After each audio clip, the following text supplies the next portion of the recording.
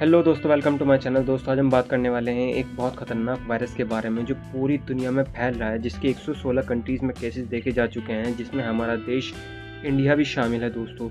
और इस वायरस का नाम है एमपॉक्स वायरस, जैसा कि आप स्क्रीन में देख ही सकते हैं। WHO ने भी अलर्ट जारी कर दिया, अगर इसको जल्द नहीं रोका गया तो ये अगले बड़ा पैंडेमिक में तब्दील हो सकता है। अभी हाल ही में WHO के डायरेक्टर ने बताया है कि एक खतरनाक वायरस एमपॉक्स जो अब तक सिर्फ अफ्रीका के एक ही देश को इन्फेक्ट कर रहा था, वो अब पूरी दुनिया के लिए खतरा बनता जा रहा है। दोस्तों इस वायरस के हल्के वेरिएंट ने 2022 में पूरी दुनिया में फैलने की कोशिश करी थी, लेकिन इसको ये रिसेंटली जो वेरिएंट आया है काफ़ी डेडलीस्ट बताया जा रहा है, क्योंकि ये कोविड पेंडेमिक से भी ज़्यादा खतरनाक हो सकता है दोस्तों। अब आप सोच रहे होंगे कि ये वायरस अफ्रीका से पूरी दुनिया में कैसे फैल गया, हमारे पास इस वायरस से लड़ने के लिए कोई वैक्सीन है या नहीं, क्या फिर से हमारा देश लॉकडाउन की तरफ जा रहा है?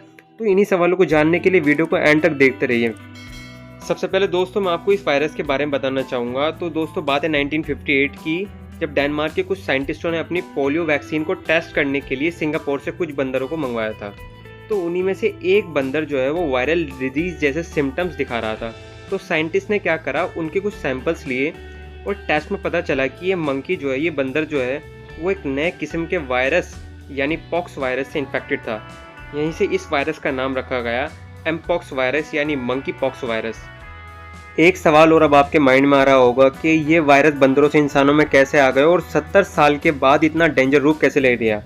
तो इस वायरस का सबसे पहला ह्यूमन विक्टिम जो था वो साउथ अफ्रीका का एक कबीले का रहने वाला 9 साल का बच्चा था, जिसका पूरा कबीला बंदरों से काफ़ी क्लोज कांटेक्ट में रहता था, जहाँ से ये वायरस ह्यूमन में आ गया और फिर धीरे धीरे पूरे अफ्रीका में फैल गया, वहाँ से पूरा मिडल ईस्ट, यूरोप और कहीं कहीं एशिया में भी। दोस्तों अगर हम बात करें इंडिया की, तो सवाल अभी वही है कि क्या हम बचे हुए इस वायरस से। तो मैं आपको एक बात बताना चाहूँगा दोस्तों, सन 2022 में एक लड़का जो दुबई से वापस आया था और एमपॉक्स ने उसकी जान ले ली थी। अब आप सोच रहे होंगे कि ये लड़का तो अफ्रीका भी नहीं गया और इसको वायरस कैसे लग गया। तो हुआ कुछ ऐसा होगा दोस्तों कि ये लड़का दुबई में किसी ऐसे पर्सन के कांटेक्ट में आया होगा जो अफ्रीका से आया हो या अफ्रीकन ही हो। तो ये ज़रूरी नहीं कि सिर्फ अफ्रीकन ही रिस्क में है, वो लोग भी रिस्क में हैं जो अलग फॉरेन कंट्रीज से इंडिया आ रहे हैं।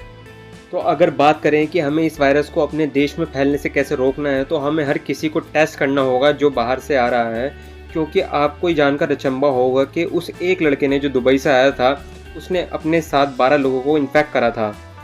अब सोचने वाली बात तो यह है कि हम इतने ज़्यादा पॉपुलेटेड कंट्रीज़ में रहते हैं, तो आप खुद सोच सकते हैं कि कितना डेडलीस्ट हो सकता है हमारे देश के लिए।